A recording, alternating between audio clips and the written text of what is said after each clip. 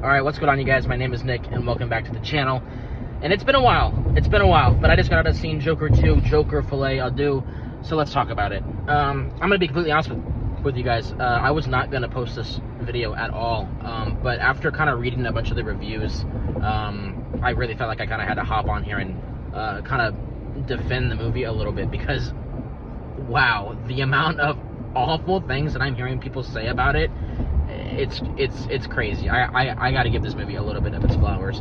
So with all that said, a bit of a precursor before the review. I was not that big on the original Joker. I thought it was, like many people do, that it was an incredibly derivative of a lot of Martin Scorsese's most popular works. So much so that there are shots, thematic elements, and literal story beats ripped from those films and injected into that screenplay of Joker, that it becomes predictable, and it's genuinely not as compelling to me as I think a lot of other people find it. It's a very good film. It is not bad at all, but also it's nothing really too exceptional, I would say. I think the best part about it is Joaquin Phoenix's performance. It's not the story, it's not any of the commentary that they were trying to do with the film. It is the performance. It is the performance of Joaquin Phoenix. So with all that said, going into Joker 2, I was excited to see what Todd Phillips would do, given that he has a completely clean slate of what he can do, given the interesting place that Arthur is also in by the end of the first Joker film. Where do we go from here, and what can we do, right? So you have that, and then they decided to announce the idea that they were going to make the film have musical elements, which, by the way, that's a lie. It is a musical.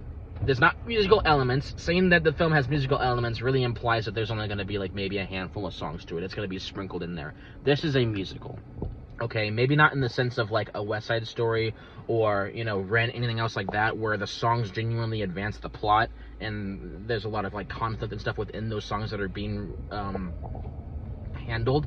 But in Joker, the songs are really used more in order to kind of bring us, the audience, into the psyche of the characters. We get a lot of interesting character work done within these songs that, to me, it's very compelling, and it worked very, very well. I've seen a lot of people criticizing the musical elements, that they are just there to be there, that it's just like a commercial for Lady Gaga, and I think that's an incredible misunderstanding of what the musical elements were trying to serve for the story.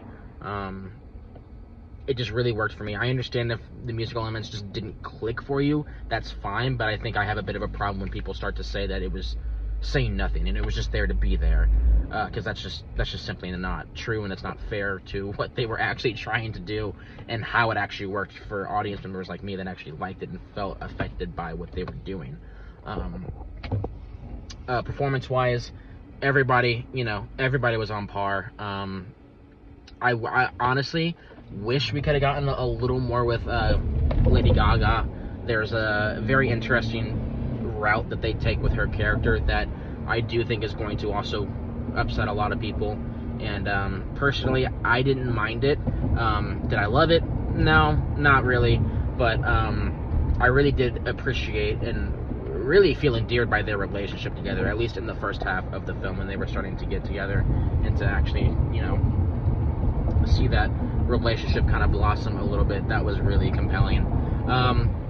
And also, I've seen a lot of people kind of comment about how the film has nothing to say compared to the first film, that the first film just had so much important social commentary that we as a society needed to hear at the time, and that there's nothing in the second one. This movie is just pointless. It shouldn't have been made. And it's so funny, because there is actually so much insane things that they are talking about and diving into in this film. It's pretty much like they're doing the opposite of what they did with the first film in terms of the themes and the commentary that they were trying to explore. They are flipping it, and they're exploring the other side of it now, and it's very interesting to me, at least. And maybe what they were saying just didn't click with people, or they just didn't really like what they were saying, and that's totally fine. But I think just saying that there was nothing there at all, and it was just a 2 hour and 18-minute just sequence of fucking images moving on the screen in front of you, and there was no really narrative flow or sense to it. It's just kind of ridiculous.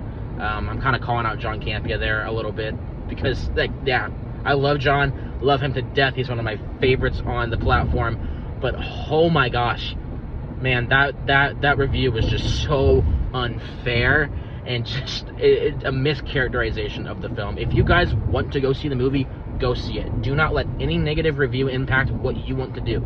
If you want to go see the movie, go see it. If you end up hating it, you end up hating it. If you end up liking it, you end up liking it. Like, just because one reviewer that you may like doesn't like it, don't let that deter you from seeing it. The amount of comments that I've seen under not only John's videos, but other reviewers that I really love and respect, that I've just kind of really dogged on it for just being like a big nothing burger, is just kind of crazy to me. And like, people commenting that, yeah, thanks for saving me time and money. I'm not gonna go see this now. Like thank you. I kind of had this idea in my head going into it that, you know, because it's a musical, it's gonna be ass, it's gonna be awful. And then I hear my favorite reviewer say that it's just terrible. So now I can just skip it. Like, I don't have to see it now. And I don't know, maybe I'm just kind of going on at this point. But if you guys have interest in the film, go see it. Don't let anyone on the internet or in person tell you otherwise. If you have interest in the film, go see it, because who knows? It could end up being one of your favorites of the year, or it could end up being one of the worst of the year. You will never know until you see it with your own eyes, and that's the magical part. Yeah. Overall, I would probably give it a 7 out of 10. I was thinking in 8, but there were definitely things that I myself personally did feel underwhelmed by. I felt like there definitely could have been a lot more tension in terms of, like, I felt like there was always a sense in the first Joker where, like, nobody at a certain point around him was safe. But in this one, I never really kind of got that sense. I never got that feeling of, oh my god, is he going to kill this person? Is he going to actually do that right now? Because he's crazy. I never really kind of felt that with this second one.